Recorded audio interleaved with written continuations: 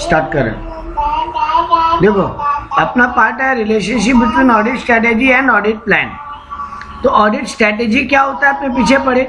Audit strategy हो गया वो ब्रॉडर व्यू जो हम ऊपर पे पूरा ट्राई करते हैं कि क्या क्या क्या क्या काम करना है।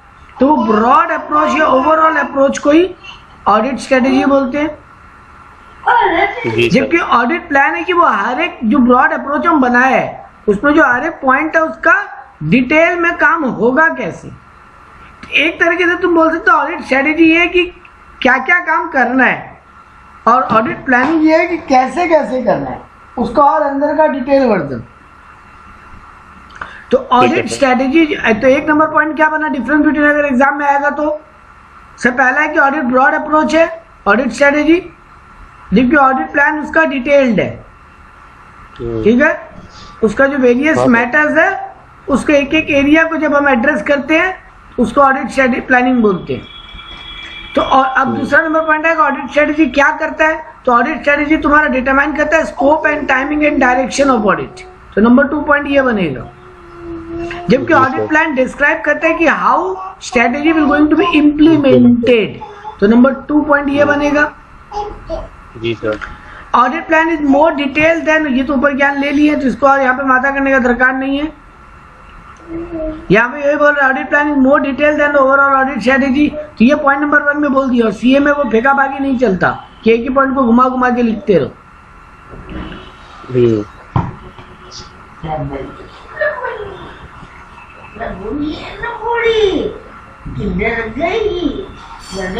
हाँ ये वाला पॉइंट लिख सकते हो कि तुमको पहले ऑडिट स्ट्रेटेजी डेवलप करना पड़ेगा उसके बाद ही ऑडिट प्लान बनेगा। जी सर। ये पॉइंट नंबर 3 हो सकता है।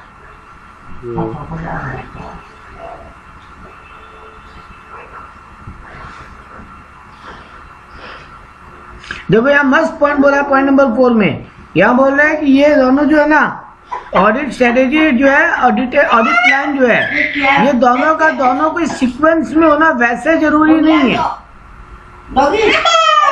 ठीक है, वैसे जरूरी नहीं है लेकिन क्लोजली इंटर रिलेटेड है तो पहले वो करना चाहिए, पहले स्ट्रेटेजी बनना चाहिए तभी प्लानिंग होता है। लेकिन बहुत बार ऐसा होता है पवित्रो। चलो तो आगे तो अपने पॉइंट अपने को हिसाब से देखा जाए अगर ये डिफरेंस बिटवीन लिखने आया तो अपने को ये 3 पॉइंट लिखते हुए लास्ट में ये कंक्लूजन लिखने कि क्योंकि एक बात हम बोलते जा रहा था जो हम रुक गया था बीच में कि तुम्हारा जो ऑडिट सीक्वेंस है ये जरूरी नहीं है वैसे, लेकिन बोला इंटर रिलेटेड है। क्योंकि ऐसा कई बार होता है कि तुम पहले एक स्ट्रेटेजी बनाया उसके ऊपर प्लानिंग बना के काम कर रहा था, लेकिन प्लान काम करते करते तुमको लगा अरे एक टॉपिक तो रह गया उस पर दोबारा स्ट्रेटेजी बनाने का जरूरत पड़ेगा, या ये जो प्लान हम बनाए ये प्लान ठीक जा नहीं रहा तो दोबारा एक बार स्ट्रेटेजी में चेंज करके फिर से प्लानिंग करना होगा। तो ऐसा कोई कंपल्सन नहीं है कि प्लान के बाद दोबारा स्ट्रेटेजी नहीं हो सकता। तो ऐसा नहीं है ना कि पहले स्ट्रेटेजी हो गया उसके बाद प्लान हो अब दोबारा स्ट्रेटेजी नहीं आ सकता, फिर से स्ट्रेटेजी बनाना पड़ ही सकता है। तो इसीलिए कई बार ये इंटर रिलेटेड या कंटिन्यूअस प्रोसेस हो जाता है। ठीक है, ऊपर जब एक जगह पढ़े थे ना कि ऑडिट कंटिन्यूअस प्रोसेस है, इसलिए भी ऑडिट अपने ये तो पढ़े थे कि पिछला साल का जो बनाया है वो अगले साल फिर काम आता है और इस साल जो बनाया वो नेक्स्ट ईयर फिर काम आता है, ये तो अपने पढ़े ही थे। इसलिए तो कंटिन्यूअस प्रोसेस है ही। और ये भी तुम्हें पॉइंट दे सकता है कि ऑडिट कंटिन्यूअस प्रोसेस इसलिए भी है क्योंकि हम लोगों को कोई एक काम इस साल कर रहे हैं, हम एक प्लानिंग बना लिए, काम करते करते करते एंड तक जब पहुंच गए तब हमको दिखा फाइनल रिपोर्ट बनाते वक्त अरे एक चीज तो देखे ही नहीं, उसके बारे में तो बात ही नहीं हुआ। तो तुम दोबारा फिर से अपना वापस एक बार प्लानिंग में जाएगा, स्ट्रेटेजी बनाएगा, फिर से वो चीज को दोबारा चेक करेगा, ऑडिट करेगा। तो तुमको बोलो हाँ तो वो वापस कंटिन्यूअस हो गया ना। मान ले जैसे एग्जाम्पल देता है हम तेरा पूरा टैक्स का पूरा डिटेल देख रहा था, हम टीडीएस भी देखा, हम जीएसटी भी चेक कर लिया, हम ईएसआई पीएफ भी देख लिया था, हम इनकम टैक्स भी देख लिया, इनकम टैक्स का भी प्लानिंग कर लिया। हमको लगा यही सब तो देखना है, बस ये सब स्ट्रेटेजी बना के इनके बारे में और कैसे कैसे देखना उसका प्लान बना लिया और काम करना चालू कर दिया। जब हम इनकम टैक्स तक पहुंच गए तब हमको याद आया अरे कंपनी के ऊपर ईएसआई पीएफ जीएसटी टीडीएस के अलावा एक बिल देखते देखते तुमको एक चीज और मिला, कि कोई एक और गवर्नमेंट रूल भी है जो इस कंपनी के ऊपर एप्लीकेबल है, जो टैक्सेशन का रूल है। मान ले टीसीएस, अब हम बोल रहे हैं टीसीएस, तो वो तुम ध्यान ही नहीं दिया कि इस कंपनी का कुछ बिलिंग के ऊपर टीसीएस भी एप्लीकेबल है। तो तुमको फिर से उसके लिए स्ट्रेटेजी बना के और थोड़ा प्लान बना के दोबारा वो भी तो चेक करना पड़ेगा। तो ऑडिट एक कंटिन्यूस प्रोसेस हो गया ना कि तुम एंड तक पहुंच गए, लेकिन वापस तुमको एक बार स्टार्टिंग में जाना पड़ा। जी सर। तो तुम ये भी एक पॉइंट लिख सकते हो कि ऑडिट कंटिन्यूस प्रोसेस 2 रीजन से है। नंबर 1 कि हम लोग पिछले साल का रिपोर्ट अगले साल और उसका रिपोर्ट और अगले साल यूज करते हैं, मतलब हर पिछले साल का रिपोर्ट अगले साल यूज होता है, इसलिए ऑडिट एक कंटिन्यूइंग प्रोसेस है। हम पिछला ऑडिट को भूल के आगे नहीं बढ़ सकते। जी सर। क्या पिछला ऑडिट जो हुआ उस पेपर को फाड़ के फेंक दो, अब इस साल एकदम फ्रेशली ऑडिट करेंगे, पिछला ऑडिट से हमको कोई मतलब ही नहीं है। सर बिल्कुल मतलब है। वैसे ही एक करंट ईयर में भी हमको दोबारा बैक जाना पड़ सकता है, तो उसमें भी तो कंटिन्यूटी आ गया ना कि लगातार चलते जा रहा है। जी सर। तो ये 2 पॉइंट तुम लिख सकते हो। और ये अगर आगे एग्जाम में what are the difference between audit strategy and audit plan, तो ये 3 पॉइंट लिख के अपना कंक्लूजन दे सकते हो कि ये लोग हालांकि डिफरेंस है लेकिन इंटरकनेक्टेड भी है। अब यहाँ पे एक क्वेश्चन छोटा सा एक और टॉपिक दिया है, overall audit strategy and the audit plan the auditors responsibility, यानी एज अ ऑडिटर तुम्हारा क्या जिम्मेदारी है जब तुम स्ट्रेटेजी और प्लान करते हो तब। बोला ये दोनों ही बनाना ऑडिटर का ही जिम्मेदारी है, इसमें मैनेजमेंट का कोई रोल नहीं है। आपने पढ़ते हैं ना बहुत बार कि रिस्क मैनेजमेंट या कोई चीज का नेग्लिजेंस, वो सब तुम्हारे खाली अकेला जिम्मेदारी नहीं है, पहला जिम्मेदारी मैनेजमेंट का है। जी सर। एक बिल छूट गया और तुम भी चेक नहीं किया, मान लिया तुम्हारा भी गलती है कि तुम ऑडिट करते समय सीक्वेंस नहीं देखा था कि बिल नंबर 14 के बाद बिल नंबर 16 कैसे आ गया, 15 का आ गया। हाँ ओवरलुक हो सकता है, तुम्हारा गलती तो है ही, लेकिन ये पहला जिम्मेदारी मैनेजमेंट का भी है।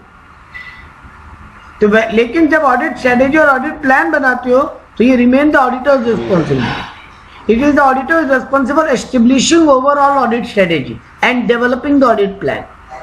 However, as discussed earlier, auditor may discuss element of planning with entities management without compromising effectiveness of the audit.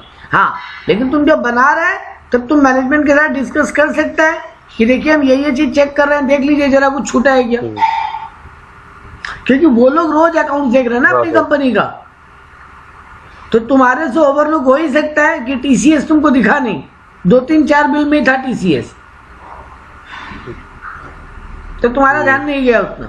10,000 bill में से 4-5 बिल में टीसीएस था, तुम्हारा ध्यान नहीं गया उस पर। लेकिन मैनेजमेंट को तो दिख ही जाएगा ना, जब तुम बोलेगा हम ये चीज चेक कर रहे हैं, हम टीडीएस चेक कर रहे हैं, जीएसटी चेक कर रहे हैं, ये तो बोलेगा अरे टीसीएस कहाँ गया सर, तो तुम बोलेगा अच्छा टीसीएस एप्लीकेबल है क्या, बोलेगा हाँ ये देखिए कहीं एक बिल जिसमें टीसीएस लगा हो। तो द पॉइंट इज तुम एंटिटी के साथ डिस्कस कर सकते हो, लेकिन without compromising the effectiveness of audit. मतलब ऐसा नहीं हो सकता वो बोल देगा नहीं ये छोड़ दीजिए, नहीं होना।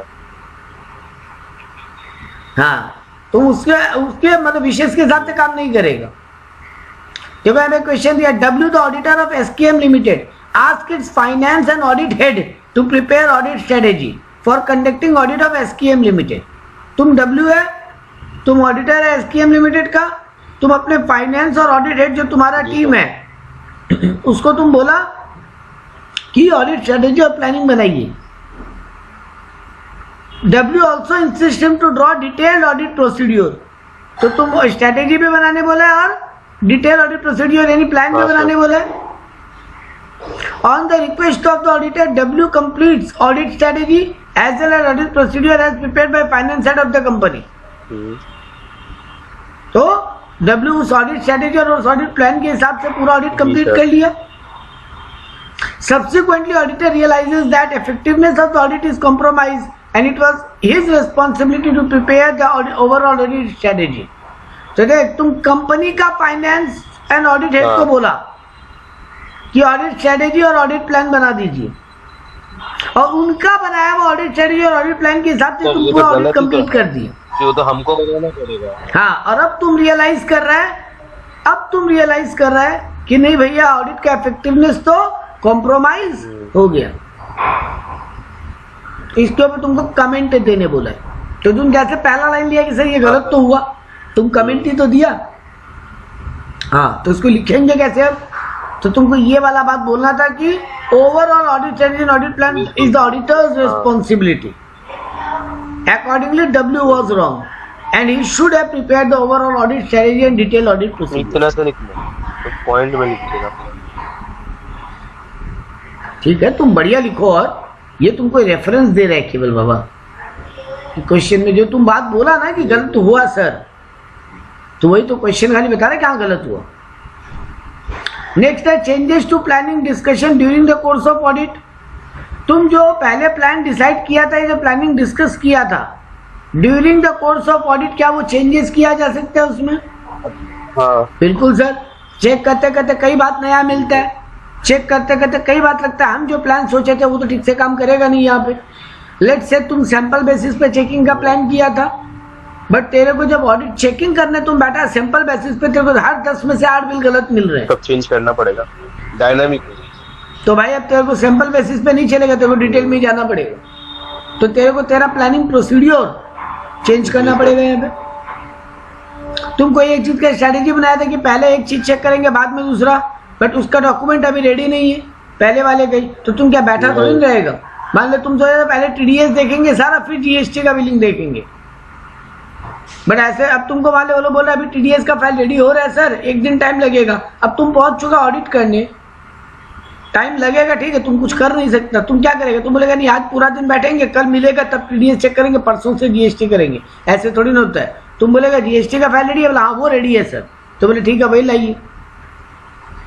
तो तुमको अपना ऑडिट प्रोसीड्यूर प्लान सिचुएशन के हिसाब से अकॉर्डिंगली अपडेट एंड चेंजेस करना पड़ता है। तो देखो यहाँ पे ये लिखा था auditor shall update and change the overall audit strategy and the audit plan as necessary during the course of audit. As a result किस लिए? तो देखो नंबर 1 यहाँ पे पॉइंट दिया, तुमको एग्जाम में ये बात लिखने के बाद उसका रीजनिंग लिखना पड़ेगा ना कि ऐसा क्यों करना पड़ेगा। अनएक्सपेक्टेड। तो नंबर 1 रीजन अनएक्सपेक्टेड इवेंट के कारण हो सकते हैं। अरे हो ही गया ना, तुम उस कंपनी का जो इनडायरेक्ट टैक्स का जो मैनेजर है, मान लो उस कंपनी में बहुत बड़ा कंपनी है, तो इनडायरेक्ट टैक्स का टीम पूरा अलग होगा जो जीएसटी बीएसटी मेंटेन करता होगा, और डायरेक्ट टैक्स का मैनेजर पूरा अलग होगा। इनडायरेक्ट टैक्स के मैनेजर के घर में कुछ बहुत बड़ा प्रॉब्लम हो गया या वो बहुत सॉलिड बीमार पड़ गया, अगला 2-3 दिन वो नहीं आ पाएगा। हाँ, अगला 2-3 दिन वो नहीं आ पाएगा, सारा डिटेल उसी को देना था।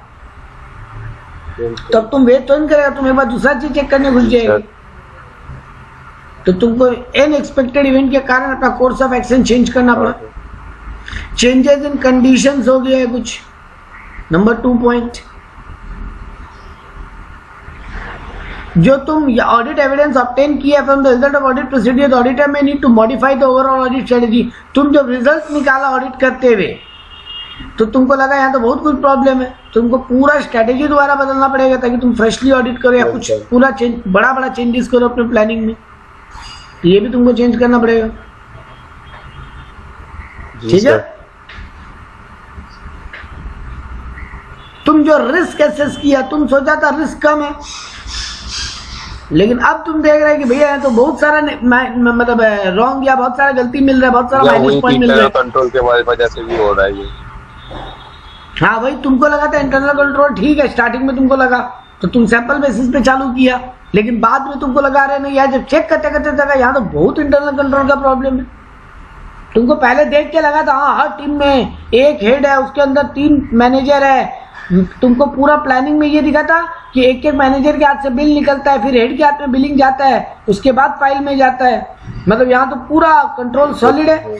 अगर एक एक मैनेजर के हाथ से एक बिल गुजर रहा है और उसके बाद हेड के भी हाथ से वही बिल गुजर रहा है और फिर फाइल में जा रहा है, दैट मीन्स तुमको लगेगा ना कि कंट्रोल तो अच्छा ही है, बट ये सिर्फ देखने में अच्छा लग रहा था, असल में नहीं है। असल में वो मैनेजर खाली बिल हाथ से पास ऑन करके फाइल में डलवा देता था बस। हाथ से जाने का मतलब और देखने में तो अंतर है ना। एक कागज हम तेरे हाथ में दिया, तुम जाके अभिषेक सर को दिया, एक होता है वही कागज हम तेरे हाथ में दिया, तुम उसको देखा पढ़ा फिर अभिषेक सर को दिया, चेक किया फिर दिया। तो हमको पहली बार में तो ये लगा ना हाँ यहाँ तो ठीक ही सिस्टम है, एक पेपर पहले पवित्रों के हाथ में जाता है, पवित्रो फिर उसको अपने हेड अभिषेक सर के हाथ में देता है, हाँ तो ठीक ही है यहाँ तो सिस्टम, लेकिन जब हम बाद में देखा अरे बहुत सारा बिलिंग में गड़बड़ है, तो हमको लगा ये कैसे हो रहा है, इतना जब प्रोसीड्यूर ठीक है तो गड़बड़ कैसे हो रहा है। तो हम देखा कि तेरे हाथ में खाली बिल जाता है, तुम उसको पढ़ता वढ़ता चेक में कुछ नहीं करता है, तुम डायरेक्ट अभिषेक सर को देते हो और अभिषेक सर सीधा फाइल में लगा देते हो। तो सर यहाँ तो बहुत प्रॉब्लम है इंटरनल कंट्रोल में, चेकिंग कुछ है ही नहीं अंदर में। तो हमको अपना रिस्क हम ज्यादा असेस किया तो हमको चेकिंग का तरीका बदलना पड़ेगा। ठीक है, तुम एज एन ऑडिटर तुम्हारे हाथ में जो इंफॉर्मेशन आ रहा है वो सिग्निफिकेंटली डिफरेंस निकल रहा है बाद में। अच्छा, तुम जब अटेंशन से चेक किया तो तुम देख रहे हैं कि तुम्हारे हाथ में जो इंफॉर्मेशन आ रहा है comes to the auditor attention that differ significantly from the information available when the auditor plan the audit procedure. मतलब इंफॉर्मेशन में बहुत गैपिंग है, बहुत फॉल्स इंफॉर्मेशन आ रहा है। ठीक है, तुम जब कुछ बिल्स को जब तुम डिटेल में चेक किया तो वो और एविडेंसेस को, तब तुमको दिखा कि बहुत सारा कॉन्ट्राडिक्शन है जो तुम बोला था अभी इंटरनल कंट्रोल में और में। तो ये कुछ 4-5 बातें हैं जो तेरे को गड़बड़ लग रहा है कि कंडीशन बदल रहा है, एक्सपेक्टेड अनएक्सपेक्टेड कोई इवेंट हो गया, या रिस्क तुमको अब ज्यादा दिखाई दे रहा है, या जो इन्फॉर्मेशन तुम्हारे हाथ में आ रहा है वो करेक्ट नहीं आ रहा है, या कंपनी का इंटरनल कंट्रोल में बहुत ज्यादा कॉन्ट्राडिक्शन है। प्लानिंग या स्टडी चेंज कर दिया। तो ये 4-5 पॉइंट है, तो तुमको अपना प्लानिंग बदलना पड़ेगा। छोटू सा आंसर है, देख ले, लेकिन जबरदस्त है। जी सर। ठीक, planning supervision and review of work of engagement team member.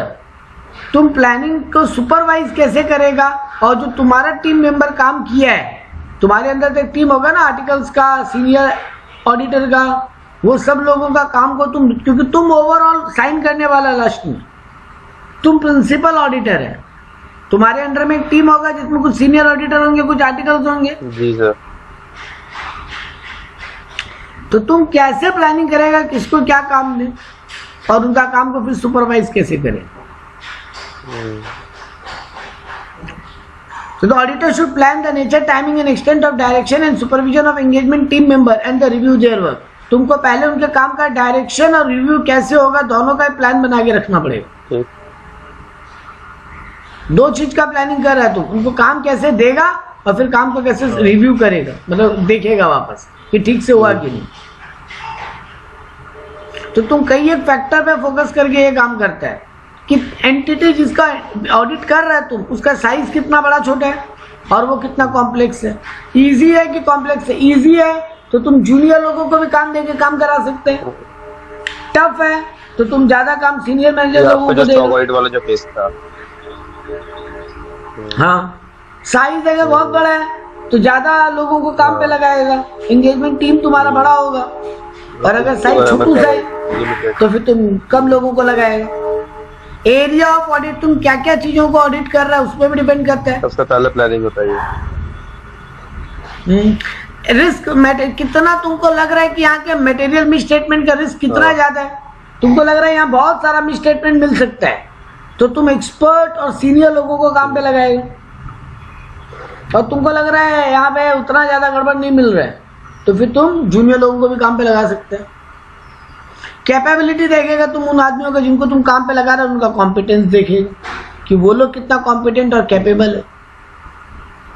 नया ही लड़का हो सकता है लेकिन तुम उसके साथ पहले 1-2 बार काम किया है और तुमको दिख रहा है कि नहीं है, नया है, अभी आए हुए 2-4 महीने हुए हैं, लेकिन काम का नॉलेज बहुत अच्छा है इसका, तुम वैसे डिसाइड करेगा। और कोई एकदम ही नया है और जो पहले कभी ये सब देखा ही नहीं है, अभी जस्ट पास हो के आया है और उतना उसको आइडिया भी नहीं है पढ़ाई के बावजूद भी, तो तुम उसको वैसे इजी काम देगा थोड़ा एक बार स्टार्टिंग।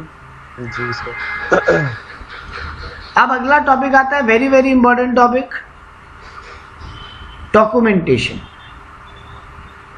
3 चीज का डॉक्यूमेंटेशन के बारे में बात हो रहा है। ऑडिटर शेल डॉक्यूमेंट, ये 3 चीज का डॉक्यूमेंट तुमको मेंटेन करना चाहिए। तुम जो ओवरऑल स्ट्रेटेजी बनाया ना वो भी एक जगह रिटर्न होना चाहिए।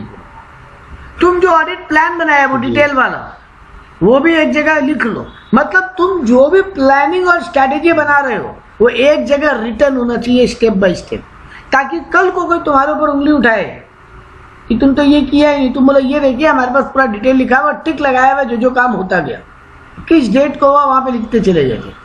और उससे कनेक्टेड पेपर ये देखिए फाइल के अंदर है, जो काम हम चेक किए उसका ये रहा file. Any significant changes made during audit engagement. तो 3 चीज का बात हो रहा है, तुम ओवरऑल जो स्ट्रेटेजी बनाया, जो डिटेल्ड प्लान बनाया, एंड तुम जो भी चेंजेस किया अपना प्लानिंग में, वो तीनों एक जगह डॉक्यूमेंटेड होना चाहिए, डॉक्यूमेंटेड होना चाहिए। तो देखो यहाँ पे यही बोला, the documentation of the overall audit strategy is record of the key decision considering necessary to properly plan in its audit and to communicate significant matter to the engagement team। तुम अपने टीम को भी तो वही तभी तो बता पाएगा जब हर चीज डॉक्यूमेंटेड होगा। तो दिमाग में कैसे रहेगा इतना चीज? मान लो तुम्हारा जूनियर आके बोला सर आप हम लोग सेल बिल फाइल देखने बोले तो वो तो देख लिए, अब नेक्स्ट क्या देखें? तुम अपना ऑडिट प्लान खोलेगा, स्ट्रेटेजी नहीं प्लान खोलेगा यहाँ पे कि सेल बिल हो गया, अब नेक्स्ट कौन सा बिलिंग फाइल उठाना चाहिए, तो ये तुमको तभी बता पाएगा। The documentation of audit plan is the record of the plan, nature, timing, extent. तुम ये देखिए वर्ड ना बहुत बार आ रहा है, nature, timing, extent of risk assessment. किस नेचर का रिस्क, किस टाइमिंग पे मिला और कितना बड़ा इम्पैक्ट है उसका, ये सब अगर तुम्हारा कहीं रिकॉर्डेड नहीं होगा तो तुम मैनेजमेंट के साथ डिस्कस क्या करेगा कल? ठीक है ना, ये तुमको हेल्प करेगा आगे जाके। It also serves as the record of the proper planning of the audit procedure that can be reviewed and approved prior to their performance. ये बनाएगा तुम, फिर इसको पहले अप्रूव करेगा तभी तो उसका काम स्टार्ट होगा। तो इसीलिए ये सब बनना पहले जरूरी है। तुमको बाद में अपना चेकलिस्ट मेंटेन करने में हेल्प करेगा ये कि क्या क्या हो गया और क्या क्या बाकी है। जब तुम काम करता जाएगा, जब एक खत्म हुआ टिक लगाया, दूसरा खत्म हुआ टिक लगाया। हम लोग क्या कहते थे, टिक नहीं लगाते थे, हम लोग लिस्ट मेंटेन रखते थे ना, कौन सा काम किस डेट को हुआ, डेट लिख देते थे और साइन मार देते थे।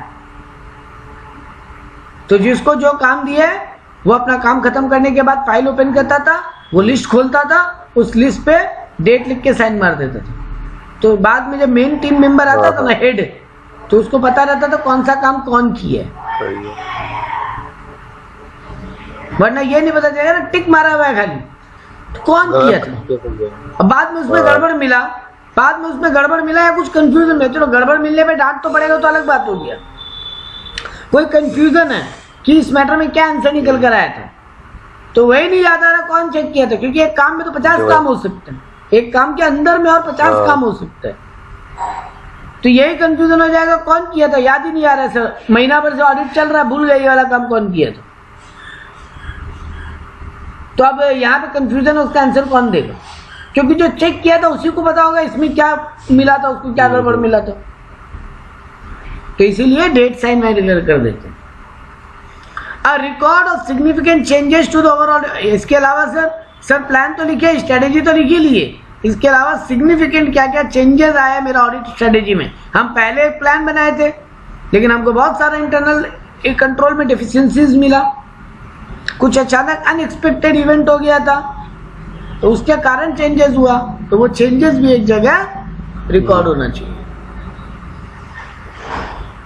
क्यों चेंज हुआ ये भी लिखना पड़ेगा, सिर्फ चेंज क्या हुआ नहीं लिखना पड़ेगा, उसका वाई भी लिखना पड़ेगा।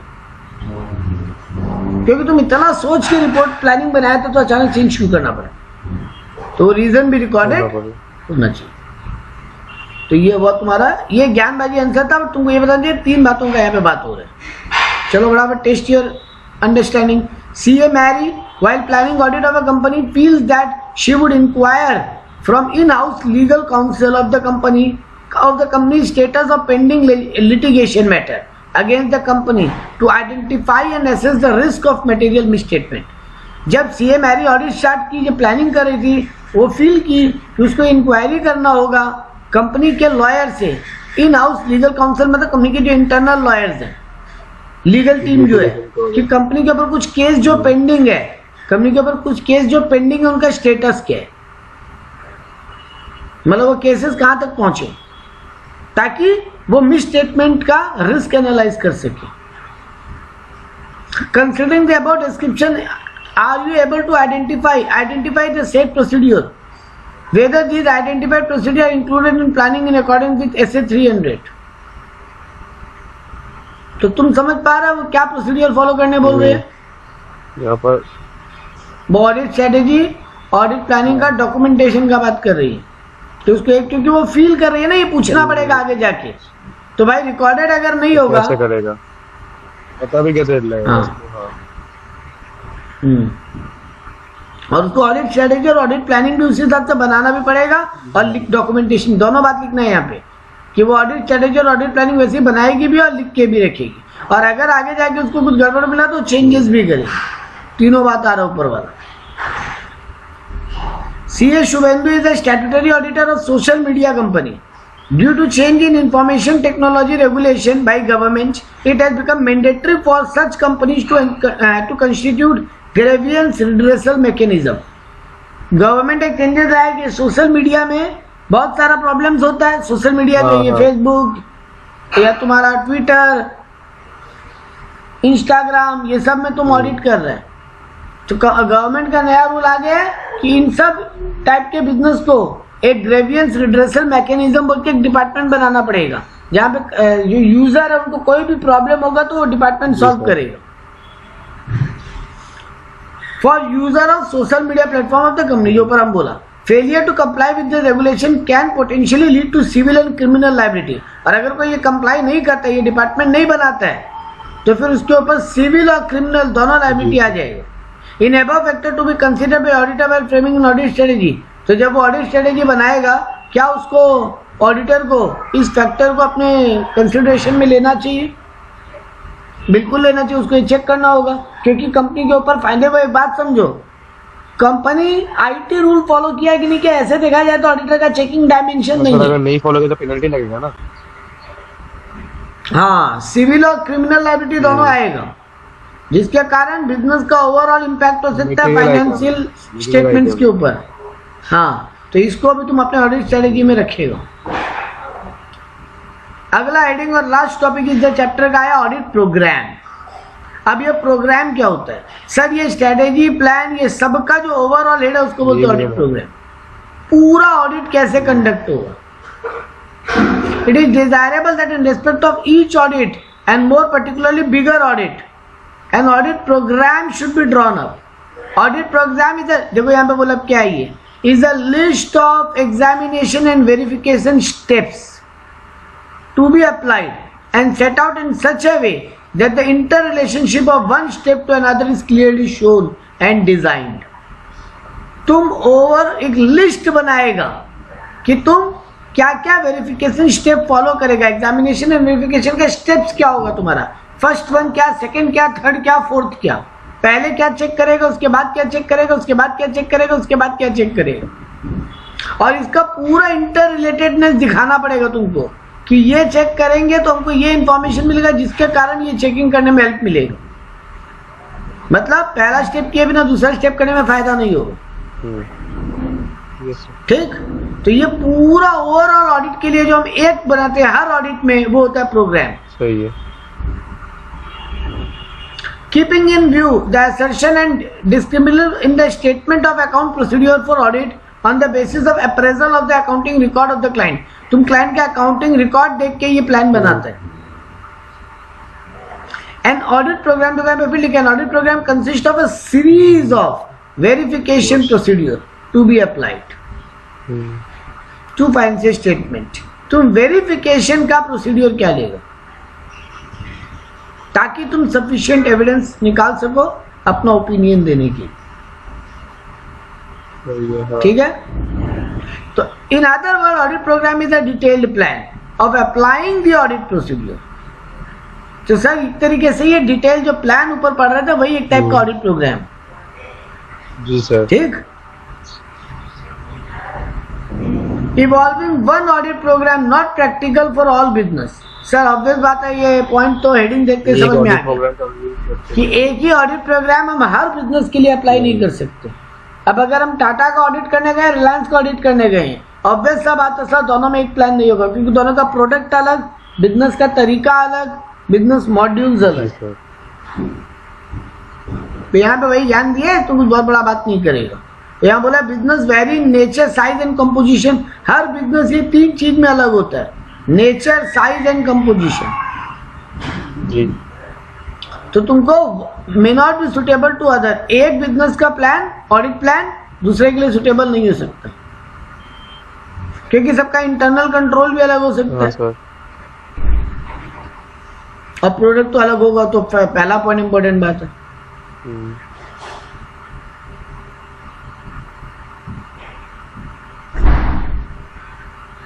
एक मिनट रुको, बस वही जान दिया आगे कि अगर ऐसा करोगे तो तुम अपना एक तरीके से रिसोर्सेज और टाइम को वेस्ट कर रहे हो, क्योंकि तुमको हो सकता है बाद में कुछ और करना पड़ गया, तो तुम स्टार्टिंग में एक ही प्लान बना के चले तो गलती कर गए। मतलब हेडिंग में ही जानता है, ये उतना बड़ा पॉइंट नहीं। The assistant to keep an open mind. Obvious बात है, तुम्हारा जो असिस्टेंट है उसको तुम अगर एक प्लान बनाकर दियो तो वो एग्जैक्टली बस वही देखे ये सही नहीं है, उसको अपना आँख कान नाक खुला रखना पड़ेगा। और उसको कुछ डिफरेंट अगर लगता है तो वो एग्जैक्टली प्लान पे नहीं जाके थोड़ा फ्लेक्सिबल उसको होना पड़ेगा। मतलब तुम जो लिख के दे दिया वो वही चीज चेक करके आ गया खाली, ये ठीक नहीं है। फॉलो हो जाएगा ना। तो मान लीजिए कोई गलती है वो हम नहीं बोला तो वो भी नहीं देगा ना, वो भी नहीं देखा। So to start with an auditor having regard to the nature, size and composition of the business and the dependency and the internal control in given scope of work should frame a program। तो starting में तो तुम company का nature, size and composition देखते हुए और internal control को देखते हुए एक ऑडिट प्लान बनाए, programme which should aim to providing minimum essential work which may be terrified as standard programme. तुम एक स्टैंडर्ड प्रोग्राम सेट किया, सबको अपना अपना मिनिमम काम दे दिया, देखो ये तो करना ही है। जी सर। हाँ ठीक है। As experience is gain by actual carrying on the work of programme may be alter to take care of situation. हाँ, अब यहाँ पे बोला कि तुमको अपने एक्सपीरियंस के हिसाब से भी जो तुम प्रोग्राम बनाए उसको ऑल्टर करने का दरकार पड़ सकता है अकॉर्डिंग टू द सिचुएशन, जो तुम ओरिजिनली नहीं सोचा था करने का। जी सर। बट काम करते करते तुमको वो रेलेवेंट लगा। और कभी कभी ये भी होता है तुम जो सोचा था ये करेंगे लेकिन करते करते लगा ये तो इररिलेवेंट है, फालतू चेक कर रहे हैं हम इसको बैठ के, तो उसको ड्रॉप भी कर सकते हो। तो यहाँ दोनों बात हो रहा है कि कोई काम जो नहीं सोचे थे वो भी बाद में करना पड़ सकता है, और कोई काम जो सोचे थे हो सकता है उसको ड्रॉप भी करना पड़े। हाँ ऐसा कई काम होता है ना जो देख के लगता है तो बेकार फालतू चेक कर रहे, इसमें कोई हम 100 बिल है, हम 40 बिल 50 बिल देख चुके, एक भी गड़बड़ नहीं मिल रहा है, तो उस पर्टिकुलर चीज का फिर और बिलिंग में घुस के कोई फायदा नहीं हो रहा है। इससे अच्छा किसी और टॉपिक के ऊपर मूव करते हैं। भाई जैसे कंपनी का बहुत सारा गाड़ी है, जैसे एग्जांपल देता है स्कूल बसेस, तो हम बसेस के खर्चे को ऑडिट कर रहे हैं। कंपनी का मान लो स्कूल का 25 बस है और मान लो 4-5 वेंडर है जिनके थ्रू वो बस चलता है। ठीक है। तो वो 4-5 वेंडर में से 2 वेंडर को पूरा डिटेल चेक कर लिए और कंपनी एक बिल ठीक से मेंटेन कर रहा है वेंडर का, तो फिर उस वेंडर्स बिलिंग को और देख के फायदा नहीं है, क्योंकि एक बिल अगर मेंटेन दिख रहा है तो मतलब कंपनी इस मामले में एकदम देख परख के काम किए। हाँ, तो फिर आगे बढ़ते हैं कोई और चीज की तरफ। तो यहाँ पे 2 काम का बात था, जो नहीं सोचे वो करना अगर वो रेलेवेंट है तो, और जो सोचे थे उसको ड्रॉप करना अगर वो इररेलेवेंट है। तो तुमको अपने जो तुम्हारे जो भी असिस्टेंट है उनको ओपन माइंड होना पड़ेगा कि जो इंस्ट्रक्शन दिए सिर्फ उसी पे नहीं चल सकते। हाँ ठीक है, तुमको अगर लग रहा है जाके तुम बोल सकते हो कि सर देखिए बार बार चेक करें सेम ही मिल रहा है, तो किसी और पे मूव कर जाएंगे, या देखिए सर आप बोले थे ये चेक करना, इसमें हमको ये एक चीज पे डाउट हो रहा है, ये हम लोग चेक नहीं कर रहे बट इसमें बड़ा गड़बड़ नजर आ रहा है, तो इसको और डिटेल में जाएंगे क्या। सही है। Periodic review of audit programme. तुम एक प्रोग्राम बनाए हो कि अगले 20 दिन में जो हमको ऑडिट खत्म करना हम ये स्टेप करेंगे। अब 20 में से मान लो अभी 5 दिन पार हुआ है, तो तुम एक बार रिव्यू करो जितना सोचे थे उतना काम हुआ क्या। जी सर। क्या प्रोग्राम सही है, क्या प्रोग्राम को बदलना चाहिए क्या, ये रिव्यू तुमको पीरियोडिकली करना पड़ेगा। वो पीरियड तेरे ऊपर है कि तुम हर 3 दिन में एक बार रिव्यू करेगा कि हर 5 दिन में एक बार रिव्यू करेगा, करना चाहिए। लेकिन तुम अपने प्रोग्राम को भी तुमको एक बार रिव्यू करना पड़ेगा बीच बीच में। तो बोला there should be periodic review of audit programme. to assess whether the same continues to be adequate for obtaining the requisite knowledge and evidence about the transaction. क्या हमको जो हम कर रहे हैं वो एडिक्वेट है, वो ठीक चल रहा है, उससे हमको प्रॉपर नॉलेज और एविडेंस मिलेगा, जो हम खोज रहे हैं वो मिलेगा. Unless this is done, any change in the business policy of the client may not be adequately known, and consequently audit work may be carried on the basis of obsolete program, and for the negligence the whole audit may be held negligibly conducted. अगर तुम ये नहीं करते audit review, अपना programme को review, और last में जाके तुमको पता चलता तुम जो कर रहा था वो पूरा ही प्रोग्राम बर्बाद था, तब तो तुम पूरा 20 दिन निकाल दिया और तुम्हारा कुछ भी नहीं हुआ, टाइम भी चला गया. हाँ, और तुम्हारे ऊपर नेग्लिजेंसली ऑडिट कंडक्ट करने का इल्जाम लगेगा. और इंस्टीट्यूट बोलता है अगर कोई ऑडिटर फ्रॉड या नेग्लिजेंस दोनों में से कुछ भी करता मिला तो उसका ऑडिट, उस पर फाइन पेनल्टी तो लगेगा ही, और उसका ऑडिट का लाइसेंस भी कैंसिल हो सकता है. तो बोला है the utility of the audit programme can be retained and enhanced, मतलब तुम्हारे प्रोग्राम का अच्छा बात रिटेन किया जा सकता है और उसको आगे बढ़ाया जा सकता है. Only in keeping as programme as a client operation and internal control and periodic review. अगर तुम अपने प्रोग्राम को पीरियडिकली रिव्यू कर रहे हो तो ही तुम अपने प्रोग्राम का यूटिलिटी, मतलब उसका अच्छाई को या अच्छा बात को रिटेन कर पाओगे, उसको आगे बढ़ा पाओगे. तो वही आप ज्ञान आगे दिए. ठीक है.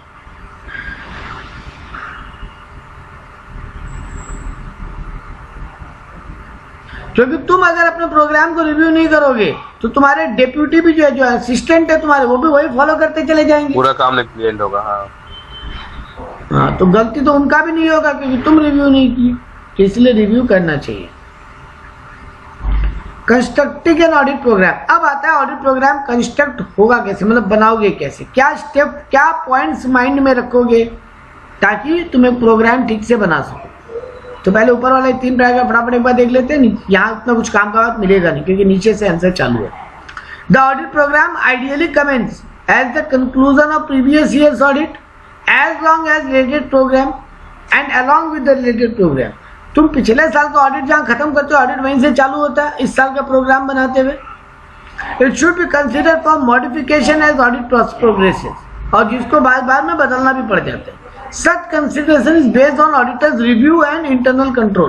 और ये चेंजेस तुम कैसे करते हो अपने ऑडिट प्रोग्राम में, तुम जो रिव्यू किए उसके हिसाब से और कंपनी का इंटरनल कंट्रोल के हिसाब से. इन 2 पॉइंट को ध्यान में रखते हो और तुम अपने प्रोग्राम को चेंजेस करते हो. तो while developing an audit program, the auditor may conclude that relying on certain internal control is an effective and efficient. तो जब तुम अपना ऑडिट प्रोग्राम बनाते हो हर साल के लिए तो तुमको ये पहले कंक्लूड करना पड़ेगा कि तुम इंटरनल कंट्रोल पे कितना इफेक्टिवली और एफिशिएंटली रिलाई कर सकते हो. अगर तुमको लगता है रिलाई कर सकते हैं तो तुम्हारा प्रोग्राम उस हिसाब से छोटा होगा, और तुमको लगता है रिलाई नहीं कर सकते तो तुम्हारा प्रोग्राम उस हिसाब से बड़ा होगा. The auditor may decide not to rely on internal control. वो डिसाइड कर सकता है कि करना है कि नहीं करना. The auditor should also consider the timing of the procedure, the consideration of any assistant expected from the client, the availability of the assistant. हाँ, तो अपना जब ऑडिट प्रोग्राम बनाते हैं एक बात को ध्यान में रखना कि तुमको क्लाइंट का भी कोई हेल्प चाहिए क्या काम में, मतलब क्लाइंट के लोग लगेंगे ना. अब देखो फाइल तो तुम सारा खुद ढूंढ के नहीं निकालोगे ना, ये थोड़ी ना होगा. हाँ, तुमको एक असिस्टेंट लगेगा, तो वो असिस्टेंट कब अवेलेबल है,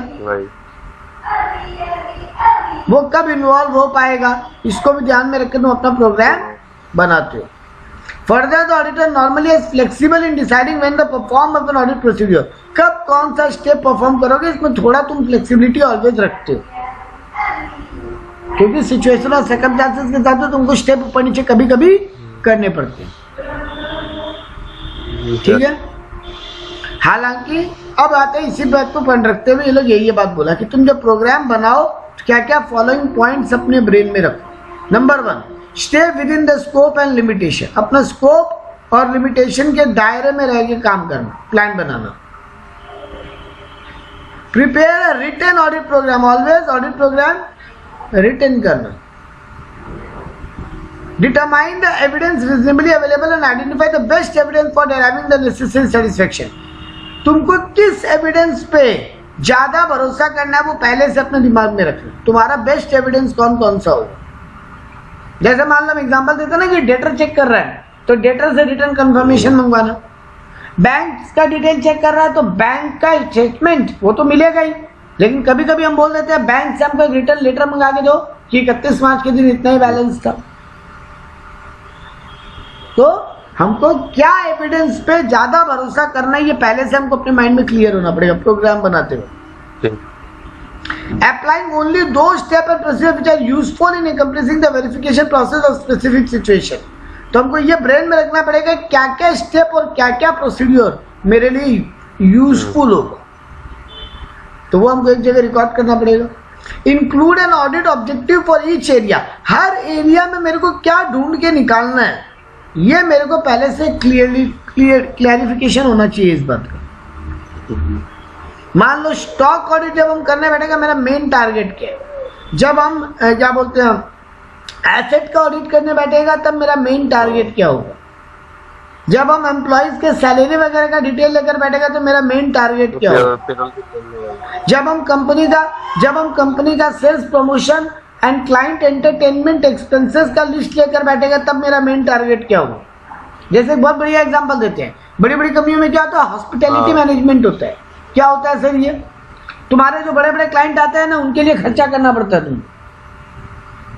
उनको रहने खाने का इंतजाम, उनको घुमाने फिराने का इंतजाम, वो सब करने पड़ जाते हैं। तो वो जब चेक करने बैठते हैं ना कंपनी क्या करता है ना, बहुत बार कंपनियां बदमाशी करती है, क्या उन्हीं में वो सब खर्चा डाल देती है जो खुद के पर्सनल नेचर के थे। अच्छा है ना, ताकि डायरेक्टर गया था, एक एग्जांपल देता है, डायरेक्टर गया था क्लाइंट विजिट के लिए अमेरिका, मतलब क्लाइंट को पटाने के लिए जाना पड़ता है। हाँ ठीक है, गया वो ठीक है, वो लेकर गया अपने फैमिली को भी साथ में और वहां पे एक बड़ा होटल में पर्सनल सूट बुक करके रहा और वो खर्चा दिखा दिया कंपनी के नाम पे। हाँ, वो दिखा दिया कि गए थे क्लाइंट विजिट के लिए, तो ये तो हुआ ना ब्लंडर।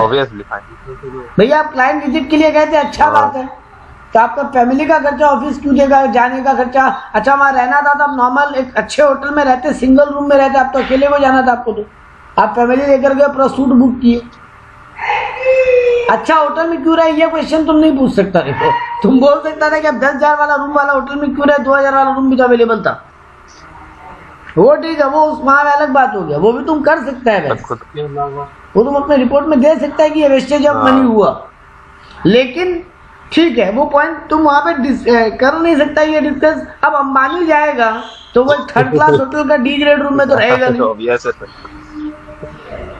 वो वहां का सबसे जो महंगा होटल होगा, मान ले इंडिया में मान लो एलन मस्क आया तो ऑब्वियस सा बात है कलकत्ता आएगा तो ताज बंगाल या आईटीसी में रहेगा या हयात में रहेगा।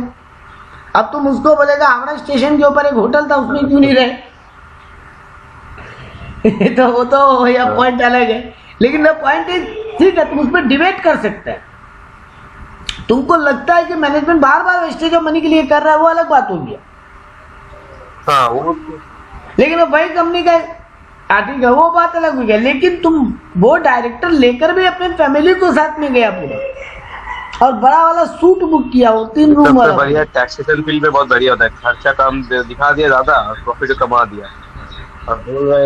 हाँ, तो ये सब चीज पे तुम डिबेट कर सकते हैं। तो तुम्हारा को ये दिमाग में रखना पड़ेगा कि तुम ऑडिट ऑब्जेक्टिव हर एरिया में तुम क्या चेक करने जा रहे हो।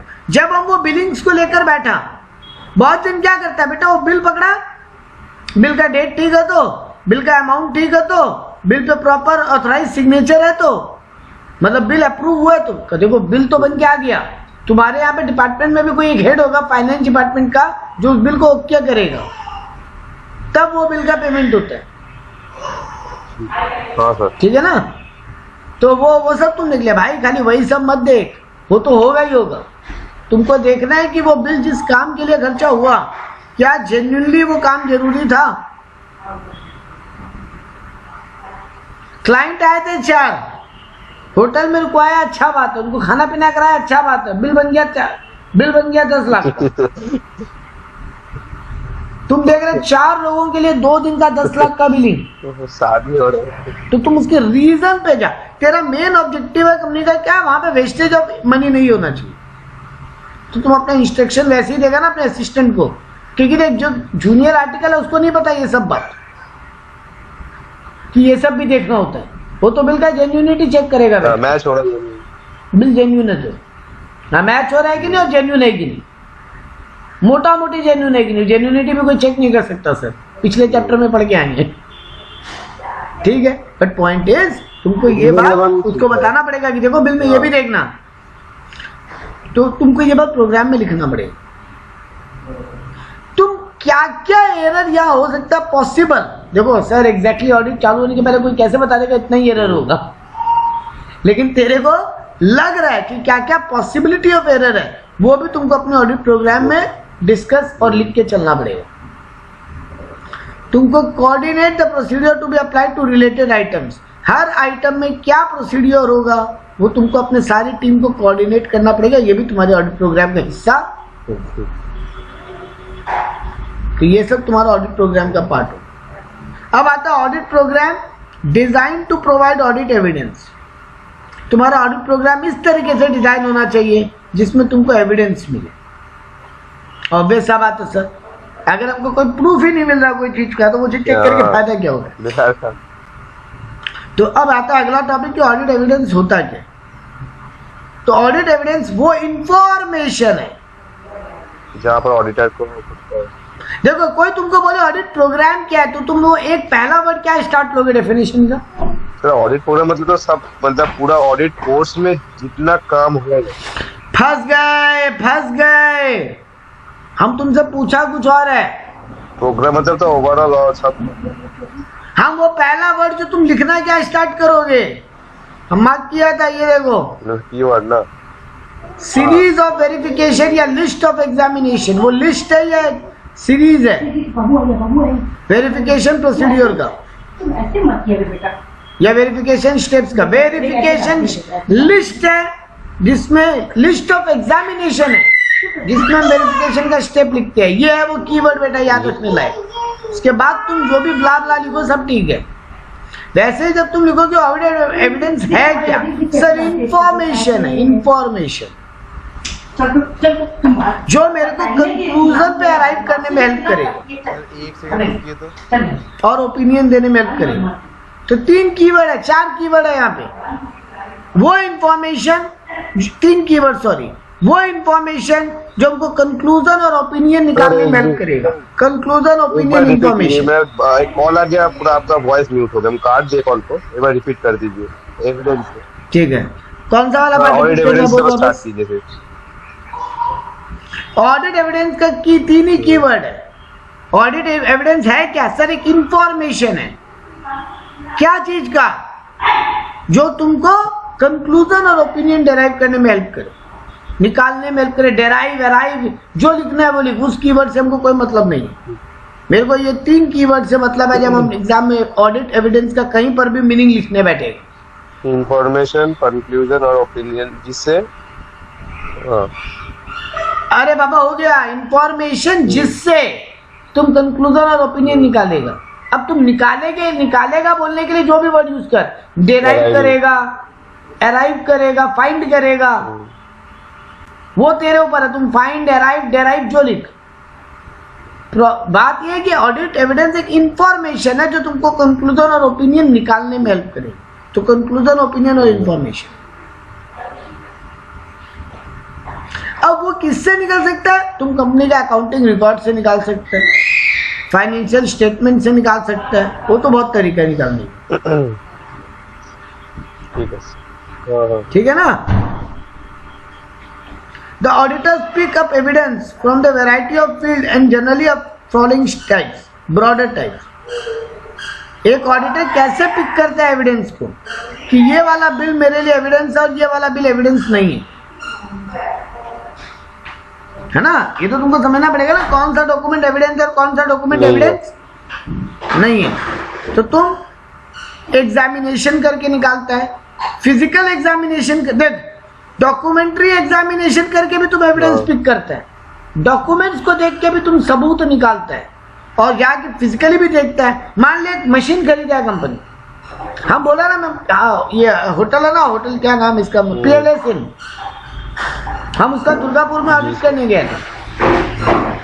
वहां पे होटल का सबसे बड़ा एसेट क्या होता है? होटल का मतलब वही टेबल वेबल ही फर्नीचर बहुत बड़ा एसेट है, फर्नीचर बहुत बड़ा एसेट है, क्योंकि वो लोग अपना फर्नीचर के पीछे बहुत खर्चा करता है, ऐसे नॉर्मल टेबल चेयर नहीं रख देता है बेटा। सर वो एक 50 रुपया का, बोले एक बात चीज, ये वाला वही केस है ना, मतलब जो फर्नीचर का एक नंबर होगा इधर से उधर होगा तो वो एक register book, log book maintain करता है, वही केस। हाँ वो चेक किया, और प्लस फिजिकली एसेट जाके देखा भी। तो उसका दरकार नहीं था, लॉग बुक जब मेंटेन करते नहीं, जरूरत था लॉग बुक में तुम कुछ भी दिखा रहे, वो एसेट है ही नहीं, तो लॉग बुक तो हम लिख दिया बेटा, लॉग बुक हैंड रिटन है, हम लिख दिया मेरा मन। तब तो सर एक बड़ा होटल में तो 100 150 तो फर्नीचर हो सकता है। बिल्कुल बिल्कुल, हम एक बड़ा होटल में 2500 के ऊपर फर्नीचर भी देखा हुआ है। सैंपल बेसिस पे काउंट कर लेते हैं बेटा, पूरा नहीं भी देख सकते हैं। मान लो इस फ्लोर में तुम बता रहे तुम्हारा 250 टेबल चेयर, एरिया वाइज कितना हो सकता है क्या मुझे? हम एक फ्लोर गिन लिया कम से कम, एक मान लो होटल 10 फ्लोर का है, 10 कुछ करना पॉसिबल नहीं, तो सैंपल बेसिस पे first floor, third floor, 5th floor और 10th फ्लोर को एक बार जाके गिनवा लिया वो लोग से, कि टोटल 2500 टेबल चेयर है ना। तो चलिए एक फ्लोर का लॉगबुक के हिसाब से हमको गिनाइए वहां पे कहाँ का है, एसेट नंबर से हम फटाफट गिनता जाएगा ना। हाँ तो करना पड़ेगा सर, एक फ्लोर में 250 चेयर गिने, गिनना पड़ेगा, एक पूरा फ्लोर जब गिनना है तो पूरा चेक करेंगे ना, तभी तो हम श्योर हो पाएंगे। ये बोला इस फ्लोर में 250 चेयर है, तो 250 है क्या? थोड़ा बहुत रिस्क भी रहेगा, वो तो है ही, वो इक्का दुक्का चेयर का बात अलग होगी, बट बाबू लोग एक चेयर का दाम कई बार ना 8-8, 9-9 हजार रुपए का चेयर होता है, तो 8 या 9 हजार का अगर 10 चेयर का भी गड़बड़ निकल गया ना, सीधा 90 हजार का फटका। ठीक है ना? तो सर आप डॉक्यूमेंट वाइज तो चेक कर ही रहे हो पहले, मतलब डॉक्यूमेंट से टैली को मिला रहे हो, ठीक है, टैली में एंट्री हुआ है कि नहीं, या टैली के हिसाब से जितना टेबल चेयर है उसका डॉक्यूमेंट है कि नहीं। लेकिन सर आपको फिजिकली भी एग्जामिन करना पड़ता है, वो भी एक प्रूफ है ना बेटा। अरे लॉगबुक तो मेंटेन करता है वहां का होटल का नॉर्मल स्टाफ, जूनियर स्टाफ,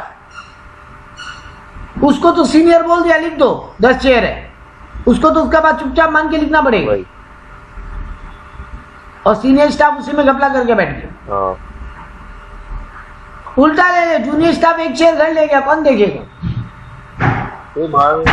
उस स्टाफ का सैलरी है, 10,000 रुपया महीना, एक चेयर भेज दिया 9,000 रुपये,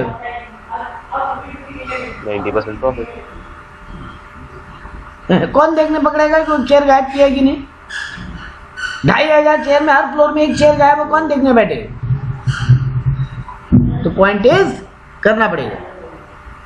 हम मैनेजमेंट से एक्सप्लेनेशन जब चीजों का मांगते हैं कंपनी के ऑफिसर्स और एम्प्लॉइज से, वो भी मेरा एविडेंस होता है। हम थर्ड पार्टी से कंफर्म करते हैं, वो बोले ना डेटर को फोन करके पूछ लेते हैं, बैंक से ऑफिशियली पूछ लेते हैं। हम कई बार अर्थमेटिकल कैलकुलेशंस करते हैं बहुत चीज का, वो भी मेरा एविडेंस है। मैथमेटिकल एरर भी तो हो सकते हैं ना, कैलकुलेटिव एरर, तो वो भी चेक करते हैं। हम कंपनी का इंटरनल कंट्रोल और इंटरनल चेक दोनों को चेक करते हैं। कंपनी का इंटरनल कंट्रोल कैसा है वो भी मेरा एक प्रूफ है, एविडेंस मतलब एक प्रूफ भाई, सीधा सा बात। मेरा अकाउंटिंग डेटा को भी हम वेरीफाई करते हैं आपस में इंटर रिलेटेड हो रहा है कि नहीं डेटा। कंपनी का सब्सिडियरी और मेमोरेंडम रिकॉर्ड भी चेक करते हैं, मतलब वो मेन डॉक्यूमेंट से कनेक्टेड जो और डॉक्यूमेंट्स होते हैं। जैसे मान ले बिल तो देगा, इनवॉइस तो देगा, लेकिन ये इनवॉइस तो गुड्स खरीदने का इनवॉइस है। एक मान लो हम ग्रेट ईस्टर्न गया और 10 एसी ऑर्डर किया अपने ऑफिस के लिए, तो उसका बिल तो हो गया मेरे फाइल में, लेकिन जब 10 एसी डिलीवरी होता है तो उसका एक चालान भी होता है, वो भी है कि नहीं, वो भी हम कॉरेस्पॉन्डिंग डॉक्यूमेंट भी चेक करते हैं। कंपनी का मिनट्स बुक देखते हैं किस मैटर में क्लाइंट क्या एक्शन लिया था वो भी देखते हैं। ये सब मेरे लिए ऑडिट एविडेंस। इसलिए तो इंफॉर्मेशन बोलते हैं। देखो हम एग्जांपल दिया, for example cash in hand, best evidence is count. अगर हमको कैश इन हैंड देखना है तो सबसे बड़ी एविडेंस है कि काउंट करो। अचानक कोई एक दिन कैश काउंटर पे चले जाओ होटल का और बोलो आपके रिकॉर्ड के हिसाब से टोटल कैश आज के दिन कितना होना चाहिए, बोलेगा अभी के हिसाब से मेरे यहाँ 20,000 रुपये कैश होना चाहिए अकाउंटिंग एंट्री के हिसाब से, तो तुरंत उसको बोलेंगे आओ बैठो काउंट कराते हैं 20,000 हो जाएगी। तुम्हारा इन्वेस्टमेंट कहीं गिरवी रखा हुआ है, बैंक के पास वो लोन लिया हुआ है, तो बैंक का सर्टिफिकेट देखेंगे, गिरवी रखने का सर्टिफिकेट दिया हो। क्लाइंट का जब हम बुक डेप्ट यानी डेटर, बुक डेप्ट मतलब डेटर, ये वर्ड बहुत बार यूज होता है ऑडिट में, बुक डेप्ट। तो लोगों को लगता है बुक डेप्ट क्या होता है, बुक डेप्ट मतलब कुछ नहीं, डेटर। तो उनका इनवॉइस चेक करते हैं, debit note credit note check करते हैं, मंथली अकाउंटिंग स्टेटमेंट चेक करते हैं, कितना आया गया। उधार में माल बेचे, रुपया आया, तो जरूरी नहीं ना पूरा आ जाए। 50,000 का माल उधार में बेचे, वो एक बार 38,000 दे गया, 12,000 बाकी रख दिया। फिर नेक्स्ट आया, फिर 20,000 का माल लिया, फिर तो ये थोड़ा बहुत तो चलता रहता है। तो ये स्टेटमेंट चेक करेंगे, बैलेंस कंफर्मेशन करेंगे, क्लाइंट से पूछेंगे तो उसके हिसाब से इतना ही बैलेंस बाकी है क्या। तुम्हारे बुक्स में दिख रहा है कि मिस्टर एक्स नाम का एक डेटर है, उससे तुम 30,000 रुपया पाता है, तो हम मिस्टर एक्स से कंफर्म कर सकते हैं ना कि उसके बुक्स में भी ये दिखा रहा है क्या। हम कंपनी को बोल सकते हैं मिस्टर एक्स से बोलो कि उसके बुक्स में जो तुम्हारे नाम का तुम जो क्रेडिटर है उसका वो एक बार लेजर डिटेल भेजे तो। ये वाला आंसर ज्ञानबाजी है, एक बार जस्ट रीड करना। Advantage and disadvantage of audit program, कुछ नहीं है, ज्ञान है, आएगा तो नहीं ऐसे भी। तुमको ऑडिट कैरी करने में इजी करेगा, फ्लेक्सिबिलिटी रहेगा, तुम्हारा मेजर ऑडिट छूटेगा नहीं, तुम मोटा मोटी सब कुछ ढंग से चेक कर पाएगा, कुछ छूटेगा नहीं तुम्हारे हाथ से। तुम अपने असिस्टेंट को उसका काम समझा पाएगा। तेरा प्रोग्राम बढ़िया से नहीं लिखा हुआ है तो तुम अपने असिस्टेंट को क्या समझाएगा। तुम मेंटली एक प्लान नहीं बना पाएगा। अगर एक रिटर्न प्लान नहीं होगा तो उसमें और अंदर कैसे देखना, वो मेंटल प्लान रेडी नहीं कर पाएगा। अगर रहेगा तो ठीक से रेडी कर पाएगा। टाइम का बात होगा तो अपने ऑडिटर का रिस्पॉन्सिबिलिटी, असिस्टेंट का रिस्पॉन्सिबिलिटी फिक्स कर पाएगा, किसको क्या काम दिया है। वो अगर एक जगह लिखा रहेगा तो उस काम में गड़बड़ मिलेगा तो उसी का गला पकड़ पाएगा ना। तुम ऑडिट का प्रोग्रेस अभी तक कैसा चल रहा है उसको कंट्रोल कर पाएगा। अब तक जितना काम हो गया, कितना हो जाना चाहिए था, कितना हुआ। अगर 20 दिन में ऑडिट कंप्लीट करना है, 100 काम है तो पर डे 5 काम तो कंप्लीट होना चाहिए। तो हो रहा है कि नहीं। तुमको एक टाइप का गाइड मिलता ही है अगले साल भी ऑडिट करने के लिए। पिछला प्रोग्राम देख के तुम अगले साल का, देखो प्रोग्राम हर साल का नया बनता है लेकिन पिछला प्रोग्राम देख के गाइडेंस तो मिलता है ना। प्रोग्राम की यूज भी मतलब वही बना मोदी हाँ, तुम डिट्टो यूज नहीं, तुम डिट्टो नहीं भी यूज करोगे पवित्रो, लेकिन तुम एटलीस्ट ये तो करोगे ना कि पिछले साल ये स्टेप ऐसे से किए थे, मोटा मोटी यही करना, थोड़ा थोड़ा चेंजेस देख लेते तो गाइड मिल जाता ना कि बनाए कैसे। अब मान लो एक नया क्लाइंट है, नया क्लाइंट, तुमको तो एग्जैक्टली नहीं पता ना स्कैन क्या है, क्या क्या चीज छोटा छोटा चेक करना पड़ सकता है। तो पिछले साल तुम बोल सकते हो लास्ट ईयर का ऑडिट प्रोग्राम फाइल दिखेंगे, तुमको एविडेंस कलेक्ट करने में हेल्प करता है ये। अब इसका डिसएडवांटेज क्या है, कई बार लोग प्रोग्राम में रिजिड हो जाते हैं,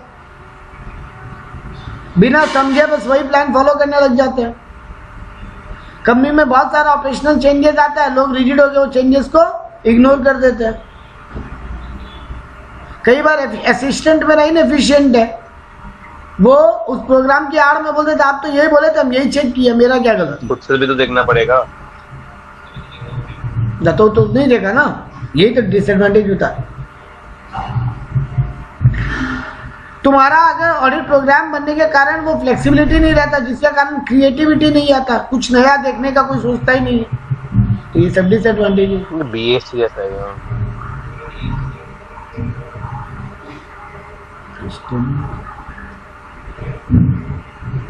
ठीक है, खत्म होने वाला 5 मिनट का, क्योंकि हम उस बैच दूसरा वाला बैच को नहीं। चलो ठीक है, ये खत्म करते हैं, चलो खत्म करते हैं।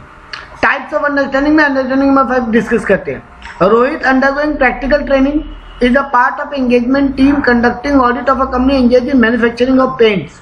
एक पेंट बनाने का कंपनी है उसका ऑडिट करने का एक टीम है, उस टीम में रोहित भी है, प्रैक्टिकल ट्रेनिंग में है, मतलब आर्टिकलशिप कर रहे हैं।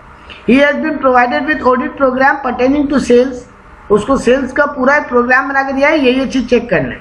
It list out various item to be checked and verified by him including invoices, rate list, posting in debtor accounts, correlation of invoice with e-way bill on sample basis etcetera. उसको ये सब काम बोला है। During verification he notice that many e-way bills have been cancelled by the company within 24 hours of their generation in month of March. There is no specific instruction in audit program in this regard. उसको खाली e-way bill check करने बोला था कि जो जो e-way bill बना है वो अकाउंट में एंट्री है कि नहीं, उसी हिसाब से सेल हुआ है कि नहीं, ठीक है। लेकिन उसको कोई ये नहीं बोला ई-वे बिल बहुत सारा कैंसिल दिख रहा है उसको मार्च महीना में within 24 hour. E-way bill 24 hour में कैंसिल किया जा सकता है, प्रोविजन याद नहीं, हाँ शायद किया जा सकता है, टैली में सिखाता है ये चीज, जीएसटी में भी पढ़े थे, याद नहीं आया, बोल ही दीजिए वाला प्रोविजन। एक मिनट,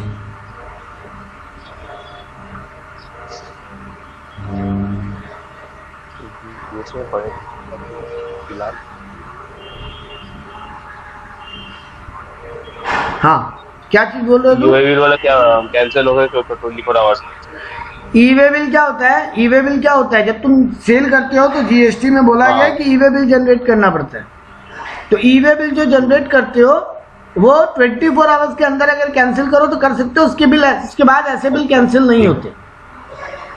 ई-वे बिल एक टाइप का चालान है, जब सामान रास्ता में जा रहा है तो चेक करने के लिए। तो ये यहाँ पे देख रहे हैं कि 24 आवर्स में बहुत सारा बिल कैंसिल हुआ मार्च महीना में, लेकिन इस बात का ऑडिट प्रोग्राम में अलग से कोई इन्फॉर्मेशन नहीं कि इसके बारे में क्या करना है। ही कीप मम मतलब चुप रहा। इस एटीट्यूड ऑफ रोहित प्रॉपर, क्या रोहित ठीक काम किया? किया? आप तो वो समझा है वो चीज, अगर मान लीजिए कोई भी गड़बड़ दिखे और वो अगर ऑडिट प्रोग्राम में लिखा नहीं है, उसको बताना चाहिए, मेन उसको क्या सीनियर को बताना चाहिए वो चीज। तो इसे लिखेंगे कैसे, अब वही बता दीजिए ना। तुम सबसे पहले ये लिखोगे कि यही तो एक डिसएडवांटेजेस है ऑडिट प्रोग्राम बनने का। स्टार्ट ऐसे करना चाहिए आंसर को, as we know this is the disadvantages of audit program, that when we prepare a program people become rigid and follow that only. The audit juniors do that only, do those things only which were written in the audit program, and he try to take shelter of that, तो उसके पीछे छुपने का कोशिश करता है, but it should not be done. He should be, अब ऊपर वाला पॉइंट लेकर आओगे कि ऑडिट असिस्टेंट को ओपन माइंडेड होना चाहिए, सिर्फ वही चीज चेक नहीं करे जो ऑडिट प्रोग्राम में, तो उसको डिस्क्लोज कर ये सब चीज अपने या तो चेक करो, और अगर तुमको लगता है कि चेक करना है कि नहीं, ये तुम कंफ्यूजन में हो, तो तुमको अपने सीनियर को रिपोर्ट करके उससे पूछना चाहिए, और अगर सीनियर बोले नहीं ये भी चेक करना है तो उसको ऑडिट प्रोग्राम का फिर हिस्सा बनाओ। तो देखो यहाँ पे दिया extract of sample audit program pertaining to the sales of an entity, वो ये चीज देगा। Name of the concern Fine Industries, financial year 2021-22, prepared by P with date, reviewed by Q and approved by R, वो ये देख रहा है कि ये अप्रूव्ड हुआ है। हाँ, nature of the vouch few sales invoice from copies available in record in the concern, trace those invoices into the accounting books of the concern, verify few invoice with e-way bill generated, trace few sales invoice in the stock record to ensure that sold quantities have been reduced from the stock, trace also few sale invoice into accounting of buyer। ये सब चीज वो check की है, ठीक है।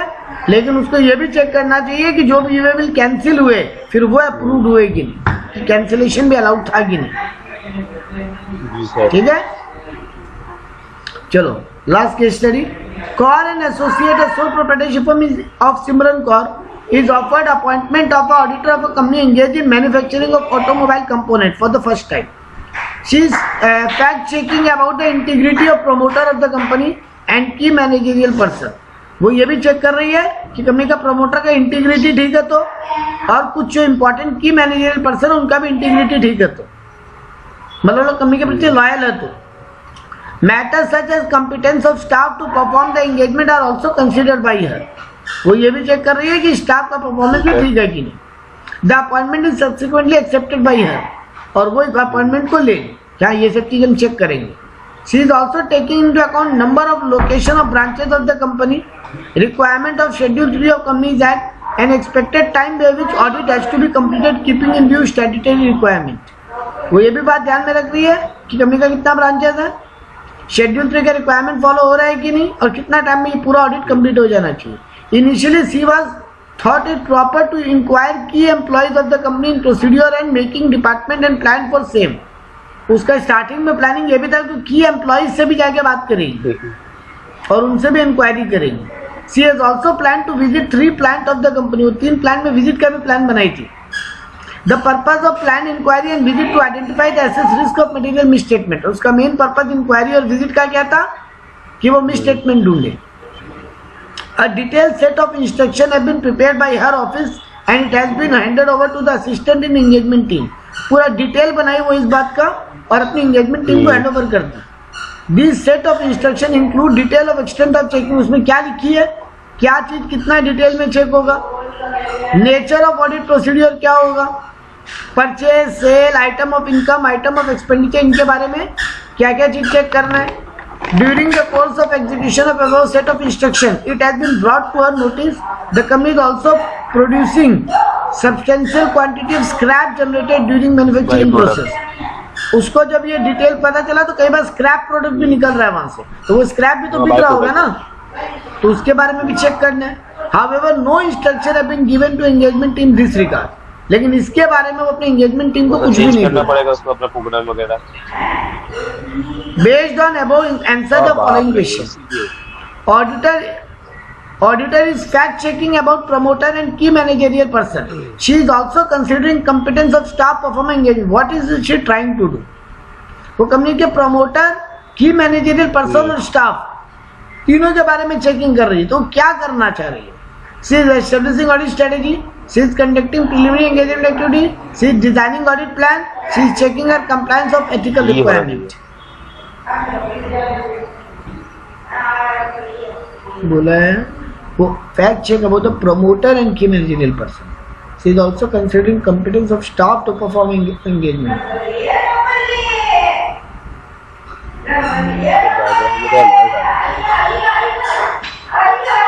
नहीं D नहीं होगा, डी नहीं होगा.